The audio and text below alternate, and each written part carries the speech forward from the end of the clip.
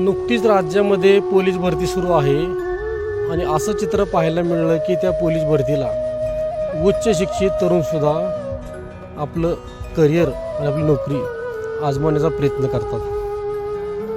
काय करणार, पर्याय काय उरलाच नाही.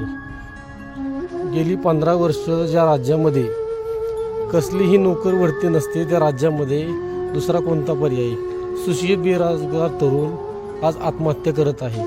भाजपने आरोप करायचे काँग्रेसवर आणि काँग्रेसने आरोप करायचे भाजपवर, आणि ह्या दोन्हीच्या मध्ये मात्र मरण झालं आहे बेरोजगार तरुणांचं.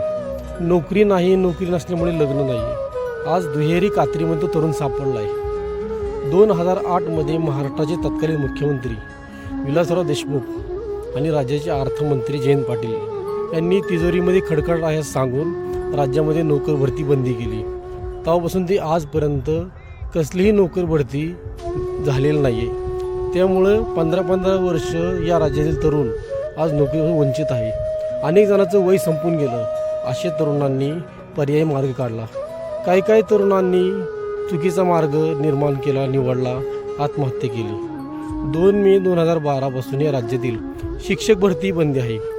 पवित्र पोर्टलच्या माध्यमातून शिक्षक भरती केली जाणार म्हणता या शिक्षक भरतीला पवित्रपणा सोडून अवित्रपणा कधी आला हे कळलंही नाही आहे. अनेक शाळा ह्या शिक्षक बंद पडल्या तरीही सरकारला जाग नाही. वरून तरुणांची अवहेलना चेष्टा चालली ते म्हणजे सोशल मीडियाच्या माध्यमातून जंगली रमी, ड्रीम11 यासारख्या जाहिराती चांगले अभिनेते करतात.